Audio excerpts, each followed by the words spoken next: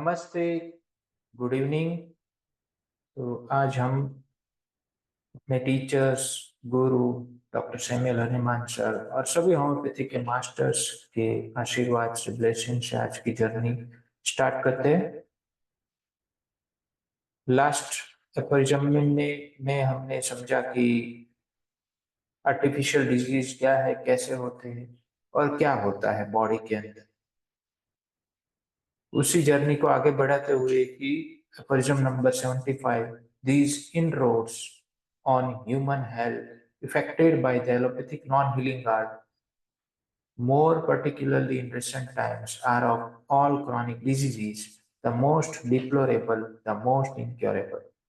ये जो इनरोड human health में, ये जो रोड़े, कंकर और जो कांटे बिछाए ह्यूमन हेल्थ के जर्नी में, एलोपैथिक नॉन हीलिंग आर्ट के द्वारा ये जो कांटे बिछाए गए, ये सब वो क्रॉनिक डिसीज हो गए जो सबसे ज्यादा खतरनाक, सबसे ज्यादा इनक्योरेबल हो है। And I regret to add, और ये ऐड करने में मुझे संकोच हो रहा है, मुझे शर्मिंदगी महसूस हो रही है कि it is apparently impossible to discover or to hit upon any remedies for their cure when they have reached any considerable height. जब वो कुछ हद से आगे बढ़ जाए तो उनकी क्योर करने की दवाई को ढूंढना, दवाई से हिट करना उस बीमारी को, ये भी काफी अशक्य दिख रहा है। ये ऐड करने में मुझे संकोच हो रहा है, दुख महसूस हो रहा है। Or has 76, he only for natural diseases has the beneficent deity granted us in homeopathy the means of affording relief, but those devastations and maimings of the human organism exteriorly and interiorly, affected by years frequently of the unsparing exercise of a false art with its hurtful drugs and treatment, must be remedied by the vital force itself, appropriate aid being given for the eradication of any chronic miasm that may happen to be lurking in the background, if it has not already been too much weakened by such mischievous acts, and can devote several years to this huge operation undisturbed.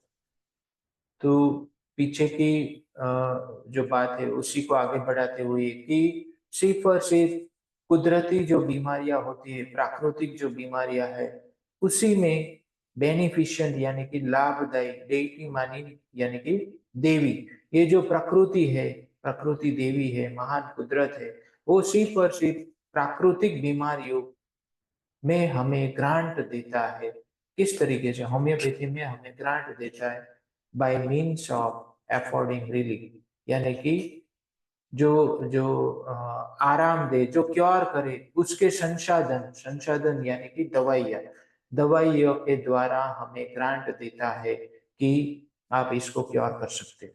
लेकिन ऐसे devastation, ऐसी बीमारियां, ऐसे ऐसे losses, ऐसे deformities human organism की जो अंदर से और बाहर से दोनों तरफ से आ रही है,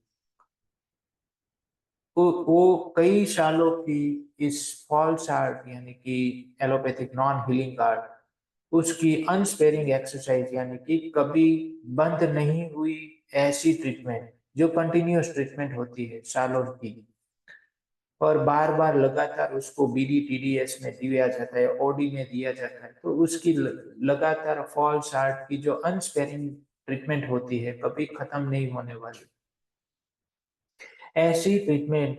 और वो भी ट्रीटमेंट कैसी? ऐसे हर्टफुल ड्रग्स जो जो हमारी बॉडी को इंजर करती, इंजरियस ड्रग्स और ट्रीटमेंट से इसकी सालों से ट्रीटमेंट की गई, और उससे जो बॉडी में एक्सटीरियरली और इंटीरियरली जो भी डिफॉर्मिटीज, जो भी रिवॉल्यूशन क्रिएट होता है, जैसा हमने एपिसोड नंबर 74 में पढ़ा, उस रिवॉल्यूशन को वाइटल फोर्स तभी ही रेमीडिएट हो सकता है जब वो उस मिस्टीरियस एक्ट से बहुत ज्यादा वीक ना हो गया हो, तब, वरना ये इरेडिकेशन नहीं होते हैं। और उसके लिए हमें अप्रोप्रिएट दवाई देनी पड़ेगी इसके उसके क्रॉनिक मायज़म के इरेडिकेशन के लिए जो बैकग्राउंड में चल रहा है। ऐसी दवाई देंगे तब जाके वो वाइटल फोर्स इसको सही कर सकता है। कुदरती बीमारियां और साथ ही साथ आर्टिफिशियल बीमारियां दोनों की एक साथ में इरेडिकेशन होगी जब आपकी दवाई उस मायाजम को, उस सोरा को कवर करता हो। उसके लिए समझना हो, क्यों सोरा मैंने बोला, क्योंकि ये समझना हो तो आपको हमारे क्रॉनिक डिजीज के वीडियो सुनने पड़ेंगे। उसमें हनुमान सर ने समझाया है कि ये सब कुछ तो सोरा ही है। जब एक बार ऐसी हर्टफुल ट्रीटमेंट होती है जो जो पेशेंट की सिमिलिमम नहीं है, होम्योपैथिक नहीं है, तो फिर ऐसी दवाइयों से सोरा डेवलप हो जाता है। तो इसलिए हमें एंटीसोरिक पहले देनी है। हो सकता है कुछ केसेस में हमें फिर बाद में इंडिकेट हो एंटीसाइकोटिक रेमेडी या फिर एंटी सिफिलिटिक रेमेडी इंडिकेट हो जाए, लेकिन उससे कोई मतलब नहीं है। लेकिन पहले शुरुआत हमारी एंटीसोरिक से होगी, फिर दूसरी दवाई। और ये ट्रीटमेंट जब हम देते हो, सारवार देते हो, तो इस ये जो महान ऑपरेशन चल रहा है हमारी दवाइयों से, उसको सालों तक काम करने देना होगा। कैन डिवोट सेवरल इयर्स, कई साल लग सकते हैं इस ह्यूज ऑपरेशन को, और इसको अनडिस्टर्ब रहने देना है, तो वाइटल फोर्स इसको अच्छा कर सकती।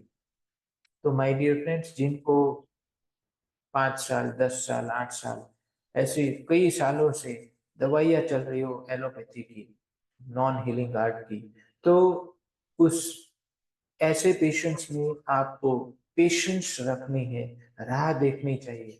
आपकी जो इंडिकेटेड दवाई आई, उससे पेशेंट को जितना आराम मिल रहा है उसको होने दो। ज्यादा रैपिडिटी से हमें अच्छा करना है, ये भाव से अगर आप दवाइयों को और ज्यादा रिपीटेशन में या फिर हायर पोटेंसी में चले जाओगे तो केस बिगड़ सकता है। और ऐसा हनुमान सर ने लिखा हुआ है एफरिज्म नंबर 246 में, और साथ में क्रॉनिक डिजीज में भी हमें समझाया हुआ है कि भाई ओवर रिपीटेशन या गलत तरीके से दवाइयों को चेंज करके आप केस को अच्छा नहीं कर सकते। ये उल्टा इनक्योरेबिलिटी की तरफ ले जाता है patient. A human healing art for the restoration to the normal state of those innumerable abnormal conditions so often produced by the allopathic non-healing art, there is not and cannot be। ये जो ऐसी कोई human healing art जो जो इस allopathic non healing art के द्वारा उत्पन्न की गई एबनॉर्मल डिजीजेस, इननंबरेबल एबनॉर्मल डिजीजेस को नॉर्मल स्टेट में रिस्टोर करने के लिए ये ह्यूमन हीलिंग आर्ट कोई ना है और ना हो बन सकती है। यानी कि हमारी जो होम्योपैथिक हीलिंग आर्ट है वो वो कोई ऐसी ह्यूमन हीलिंग आर्ट नहीं है कि इनके लिए है। हमारी हीलिंग आर्ट नेचुरल डिजीजेस के लिए है। जो आर्टिफिशियल डिजीजेस हुए उनके लिए हनुमान सर ने कुछ अलग दिया है, लेकिन जो हमारी हीलिंग ह्यूमन हीलिंग आर्ट होनी चाहिए, वो कैसी होनी चाहिए? वो नेचुरल डिजीजेस को ट्रीट करने के लिए होनी चाहिए, ना कि आर्टिफिशियल डिजीज के लिए। कि ऐसा नहीं सोचना चाहिए बाद में हम देख लेंगे, एक बार ये ऑपरेशन हो जाए फिर हम इसको होम्योपैथी से ठीक कर लेंगे कि ये वापस ना हो जाए। ऐसी कोई हीलिंग आर्ट नहीं होती, और ऐसा सोचना भी गलत है। 79 में वही बात है जो हमने 5th एडिशन की फुटनोट्स कल हमने, यानी कि 74 के फुटनोट में जो आया यही पार्ट है और ये पार्ट है। फिर से एक बार हम समझ लेते हैं इसको। If the patient succumbs, the practitioner of such a treatment is in the habit of pointing out to the sorrowing relatives at the post-mortem examination these internal organ disfigurements which are due to his pseudo art। तो जब भी कोई ऐसा patient जिसकी allopathy से treatment चल रही है वो, और वो पेशेंट खत्म हो जाए, सकम यानी कि डूब जाए, डेथ कर जाए, तो उसकी उसकी ट्रीटमेंट का जो प्रैक्टिशनर, जो डॉक्टर फिजिशियन होगा, वो ऐसी हैबिट से वो प्रैक्टिस कर रहा है कि जिसमें वो तुरंत ही पॉइंट आउट कर देगा जो दुखी रिलेटिव है उसको पोस्टमार्टम एग्जामिनेशन के टाइम पे, कि उसको ये इंटरनल डिसफिगरमेंट हुई, जो उसी की ट्रीटमेंट से हुई, उसी की स्यूडो आर्ट से हुई है डिसफिगरमेंट। तो हनुमान सर ने समझाया है कि body cripples exteriorly as well as interiorly, तो दोनों तरफ से डिसफिगरमेंट हो रही है, क्रिपलिंग हो रही है ऑर्गेनिज्म की, तो वो उनकी स्यूडो आर्ट से हो रही है। जबकि ये बता रहे हैं कि ये पहले से बीमारी ऐसी थी जिससे हम इसको बचा नहीं पाए, बट विच ही आर्टफुली, लेकिन इन सब को वो आर्टफुली कलात्मक तरीके से वो वो मैनिपुलेशन करके क्या समझाते हैं, maintains to be the original incurable disease. तो मेंटेन करते हैं कि ये सब उसकी पहले से ही इनक्योरेबल डिजीज की नतीजा है। दोज डिसीजफुल, और ये सब आपको कई सारे एग्जांपल्स आपको लेसन राइटिंग में मिलेंगे। Those deceitful records, the illustrated works on pathological anatomy, exhibit the products of such lamentable bungling। ये जो ऐसे रिकॉर्ड्स आपको पैथोलॉजिकल एनाटॉमी में काफी दुख के साथ लिखे गए हैं कि भाई ये जो बंगलिंग होता है, बंगलिंग यानी कि लोचा, यानी कि उनकी जो शूडो आर्ट है उसका प्रतिबिंब, उसकी प्रोडक्ट उसमें क्लियर कट रिकॉर्ड्स में लिखी गई है।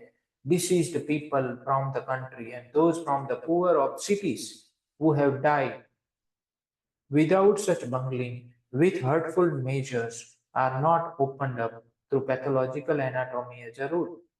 और जो लोग गांव में मरते हैं, जो लोग पुअर सिटीज में, सिटी के पुअर लोग होते हैं, पुअर फैमिली से आते हैं, उसमें से जो लोग मरते उनका कभी पोस्टमार्टम नहीं होता। क्यों? उनकी पैथोलॉजिकल एनाटॉमी को ओपन नहीं किया जाता, यानी कि पोस्टमार्टम नहीं होता है एज अ रूल, क्योंकि उन लोगों की कभी ऐसी ट्रीटमेंट हुई ही नहीं, लंबे टाइम तक वो ट्रीटमेंट लेते ही नहीं एलोपैथी की, क्योंकि उनके पास उतने पैसे नहीं है। तो वो लोग की बॉडी को पोस्टमार्टम नहीं किया जाता, क्योंकि अगर करते तो पता चल जाता कि उनके अंदर की ऑर्गेनिक डिसफिगरमेंट हुई ही नहीं जो एलोपैथिक ट्रीटमेंट से होती। और और जो अगर अगर वो देखे तो पता चलेगा कि एलोपैथी से जो डिसफिगरमेंट होती है वो नेचुरल डिजीज में डिसफिगरमेंट नहीं होती है। फ्रॉम दिस फैक्ट, इसी सत्य से कैन बी जज the value of the evidence drawn from these, such corruption and deformities would not be found in their corpse।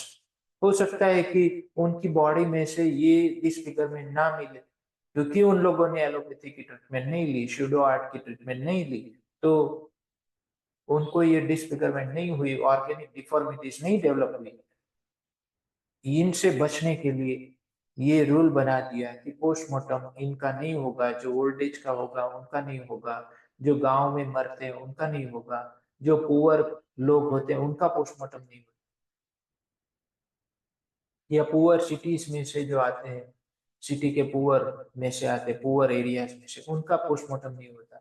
क्यों? क्योंकि वो लोग एलोपैथिक दवाइयां लेते ही नहीं है उतनी, तो उनको कैसे डिसफिगरमेंट हो सकती।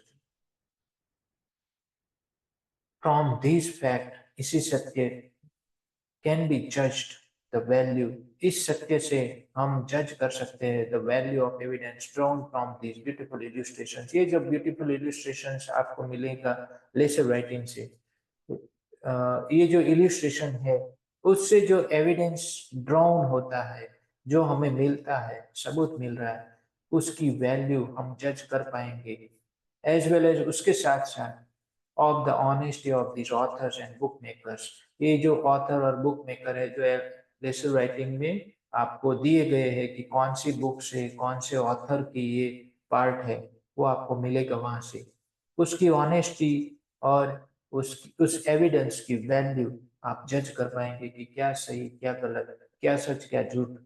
और हमें क्या करना चाहिए। सच झूठ सही गलत में पड़े बगैर हमें क्या करना चाहिए अपनी लाइफ में, वो हमें समझ में आता है। और एक एफरिज्म ले लेते हैं, aphorism number 77, those diseases are inappropriately named chronic which persons incur who expose themselves who persons incur who expose themselves continually to avoidable noxious influences, who are in the habit of indulging in injurious liquors or ailments, are addicted to dissipation of many kinds which undermine the health। ऐसी बीमारियां भी है जिसको गलत तरीके से chronic बीमारी का नेम दे देते हैं। ऐसे जिसमें आता है ऐसे लोग जो बार बार लगातार ऐसे नॉक्सियस इन्फ्लुएंस के संपर्क में आते हैं जिसको हम अवॉइड कर सकते हैं, और उसकी वजह से उनको कोई तकलीफें होती है, उसको फॉल्स क्रॉनिक डिजीज कहते हैं। फॉल्स क्रॉनिक डिजीज क्योंकि वो नॉक्सियस इन्फ्लुएंस को हटाने से वो सही हो जाने वाली है, ऐसी क्रॉनिक बीमारियां। वो are in the habit of, कैसे कैसे इन्फ्लुएंसेस हो सकते हैं, तो इंजरियस लीकर्स और एलिमेंट्स, जो बार बार लगातार उसकी हैबिट कर रहे हो, एडिक्शन हो, और addicted to dissipation of many kinds which undermine the health, या फिर कोई भी ऐसे तत्व की एडिक्शन हो जो हमारी हेल्थ को खत्म कम करता है, उसको अफेक्ट करता है। Who undergo prolonged abstinence of things that are necessary to the support of life, for the support of life। ऐसे ऐसे लोग जो लाइफ को सपोर्ट करने के लिए जो जरूरी चीज वस्तुएं है उससे काफी लंबे टाइम तक दूर रहे, उसके अभाव में रहे, ऐसे लोग भी आ जाते हैं उसके अंदर। वो रिसाइड इन अनहेल्दी लोकेलिटीज, ऐसे लोग आ सकते हैं जो जो अनहेल्दी लोकेलिटीज में रहते हो, जैसे कि मार्सी डिस्ट्रिक्ट्स। वो आर हाउस्ड इन सेलार्स, जो लोग बंद कमरों में रहते हैं, जैसे गर्भगृह में रहते हो, और अदर कन्फाइंड ड्वेलिंग्स, या फिर ऐसे कोई किसी भी जगह रहते हो जहां पर ऑक्सीजन एयर न मिल पा रहा हो। वो आर डिप्राइव्ड ऑफ एक्सरसाइज और ऑफ ओपन एयर, वो जो लोग एक्सरसाइज से डिप्राइव रहते हो, जो लोग ओपन एयर में नहीं रहते हो, वो ruined their health by over exertion of body and mind. ऐसे लोग जो अपनी हेल्थ को बिगाड़ रहे हो ओवर एक्सर्शन करके, माइंड एंड बॉडी दोनों का ओवर एक्सर्शन करके बिगाड़ रहे थे, वो live in a constant state of worry. जो लोग जो कंटिन्यूस एक वरी के स्टेट में रह जीते हो, वो सब लोग ऐसे क्रॉनिक डिजीज के नेम में लेबल हो जाते हैं, लेकिन वो क्रॉनिक बीमारियां ट्रू नहीं है। ट्रू क्रॉनिक, तो इनको जब आप इनसे अलग कर देंगे तो उनकी क्रॉनिक बीमारियां खत्म हो जाएगी। These states of ill health which persons bring upon themselves disappear spontaneously, provided no chronic miasm lurks in the body under an improved mode of living। जब आपका आप उसका मोड ऑफ लिविंग इंप्रूव कर देंगे तो उनके अंदर कोई क्रॉनिक माइजम नहीं है जिसको हमें ट्रीट करना है। And they can not be called chronic disease, को क्रॉनिक डिजीज हम नहीं कह सकते। उनको उनको लाइफस्टाइल हमें चेंज करनी होगी, इंप्रूव करनी होगी, तो उनकी जो इल हेल्थ की जो स्टेट है वो डिसअपियर हो जाएगी तुरंत ही, अपने आप स्पॉन्टेनियसली अपने आप खत्म हो जाएगी। तो इसको कहते हैं फॉल्स क्रॉनिक डिजीज, या फिर जो ऐसे क्रॉनिक डिजीज जो मेंटेनिंग कोज से आ रहे हैं, तो वहां पर हमने सिर्फ और सिर्फ mode of living and diet को चेंज करना है, उससे अपने आप बीमारी चली जाए। तो आज के लिए इतना ही।